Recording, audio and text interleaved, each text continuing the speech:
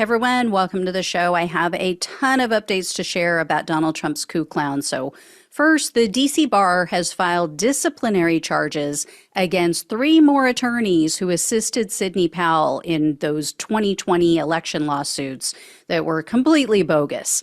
Attorneys Julie Haller, Lawrence Joseph, and Brandon Johnson are now facing discipline, possibly even disbarment, because they're accused of making knowingly false representations to the courts. Julie Haller was involved in the so-called Kraken lawsuits that were instigated by Sidney Powell, the Kraken lady. She later represented some of the January 6 defendants as well, and now she's working for an organization founded by vile bigot Stephen Miller. So tells you everything you need to know about her. Brandon Johnson also took part in some of the failed Kraken lawsuits, and Lawrence Joseph was directly involved in a lawsuit against then Vice President Mike Pence to try to force him to overturn the election for Trump. He's also currently representing Sidney Powell in the defamation lawsuit brought by Dominion Voting Systems. So if this doesn't work out for him, she might be needing a new attorney. A DC bar committee will be hearing the charges against these three lawyers, and then they will decide what, if any, punishment they should receive. So I will definitely let you know what happens with that. Next is news about Trump's former trade advisor, Peter Navarro. As you all know, Navarro was found guilty of 2 counts of contempt of Congress because he stonewalled the January 6 Select Committee. He refused to appear, refused to provide documents to them, even though they sent him a subpoena. So Navarro asked for a new trial, and last week that request was denied. So Navarro is scheduled to be sentenced this week on January 25th, and each of his 2 convictions carries a maximum of 1 year in prison. But in their sentencing memo to the court, the prosecutor is asking for only 6 months in prison. I would take it, right? I mean, it would just be nice to finally see someone behind bars for protecting the apricot Antichrist. So I will definitely let you all know how that shakes out. And then another person who's facing a potential prison term for Trump is Tina Peters. She, as you probably know, is the former Colorado elections clerk.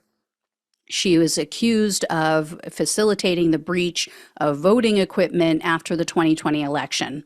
Well, Peters' trial is coming up in less than a month. It starts February 9th. Her supporters are now getting a little desperate. They're trying to help her with something that I'm pretty sure I can say with 100% accuracy is going to fail. They're hosting prayer calls for her. I'm not joking. What you see here on your screen is the flyer that they've been circulating. So for those listening to the podcast, the flyer has a photo of Peters. There's various details about her trial, and it asks her supporters to join in for 10-minute prayer calls Monday through Friday for 2 months. 10 for Tina is what they're calling it. You cannot make this shit up. I mean, these are the same type of people, though, who try to pray away the gay, so why not pray away the felony? I'll let you know if it works. I'll keep you posted.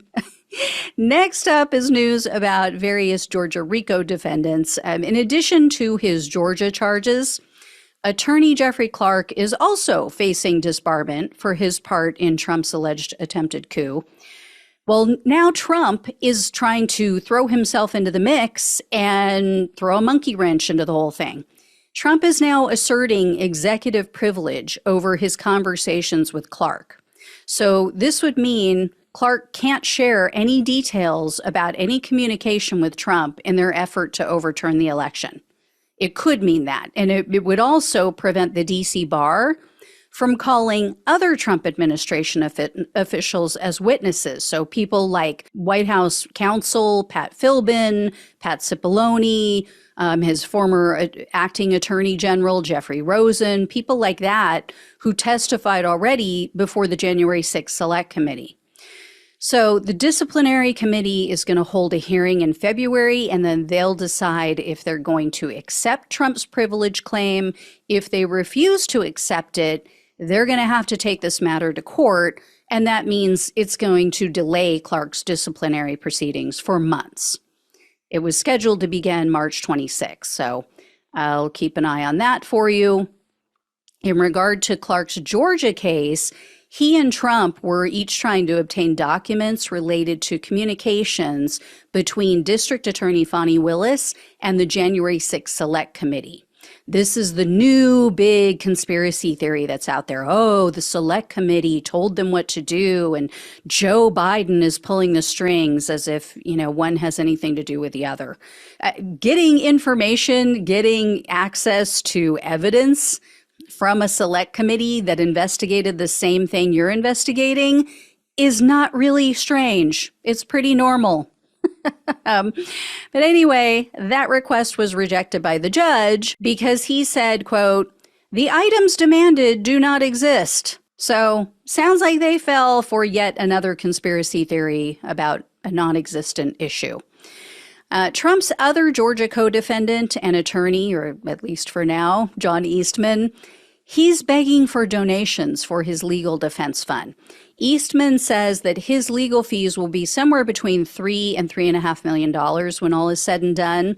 So far, he's raised over $600,000 on Give, Send, Go, but he has other fundraising pages up where he doesn't show how much he's received. He's also been speaking at live events to raise money, and he is still pushing his BS election fraud claims. So I cannot wait for these people to go to prison. Speaking of which, on Friday of last week, a bankruptcy judge gave Rudy Giuliani limited permission to try to overturn the $148 million verdict in the defamation lawsuit that was brought by election workers Ruby Freeman and Shay Moss. So the judge said that Giuliani can try to secure a new trial, but he's not going to allow him to go for a full appeal of the verdict. I don't really understand, why one would be any different from the other, but maybe attorneys that are watching and listening can let me know in the comments section. However, the judge told Giuliani that he would have to tell the court who's paying his legal bills first. So before he will allow this, Giuliani has to say, or show him, I guess, who is footing the bill for all of this. So Giuliani's attorney is claiming that third-party legal defense funds have been covering his legal bills so far, and he promised that by next week he's going to provide the court with more details. We'll see where that goes. In regard to the Georgia RICO case and the allegations against the district attorney, Fani Willis, the judge scheduled a hearing for February 15th. So the judge will hear from Willis regarding her alleged romantic relationship with the lead prosecutor in the RICO case. It's a man named Nathan Wade. The Atlanta Journal-Constitution is reporting that credit card statements that they've verified, they've seen, they show that Wade paid for several trips in 2022 and 2023, and this was after Willis hired him to work on the case. Now, these records were revealed in a court filing filed by Wade's ex-wife, soon-to-be ex-wife, I guess. This was regarding their divorce proceeding. His wife's name is Jocelyn, or Joycelyn, I think is how you pronounce it.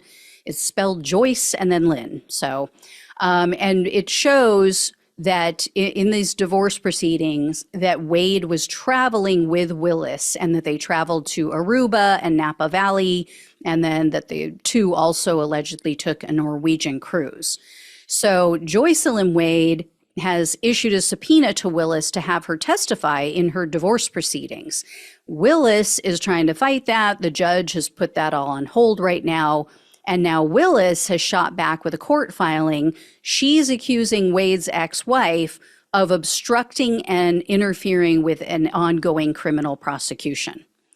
And Willis noted in her filing that Wade's marriage was already over because the wife, Joycelyn, allegedly had an affair with one of Wade's friends. So I don't know, her attorney denies that, Joycelyn's attorney denies that. So we'll see where this soap opera ends and if it has any impact on the RICO case against Trump and his coup clowns. But, as I've said before, this was a bad move by Willis. Absolutely. If they were carrying on an affair, No, she was wrong to do this, knowing this was such a huge case, knowing that this was going to be scrutinized so much. You know, she should have been thinking with her head instead of her hooch. Just going to say, I'm just saying, just putting it out there. However, it does not invalidate any of the charges against Trump and the others. So, about the only thing that might happen is yes, if he was paying for things and he's being paid through, public funds, if they can prove that was his only source of income at the time, that could be a problem for her because in her position, she is not allowed to accept gifts or anything in kind from other people, from people that she's awarding contracts to, especially. So that could be an issue for her. Probably would be best if she stepped down from the case and just let somebody else take it from here, just to take that off the table. But do I think that this case is going to get kicked out of the courts and that the judge is going to say, oh, well, okay, because she had an affair with her lead prosecutor and, went on trips with him that could have been funded by public funds, and she gave him this contract to investigate. No, I don't think that it has anything to do with whether or not Trump and the others are guilty. And she had two other prosecutors, and they were all paid the same amount. Anyway, I'll let you all know how that all shakes out. I will definitely let you know if I hear any more about the Coup clowns. Thank you all so much for watching and listening. Please like this video, share it, become a subscriber, become a donor if you can, or leave a tip or a super thanks. Thank you all so much. Love you all. Take care. Talk with you soon.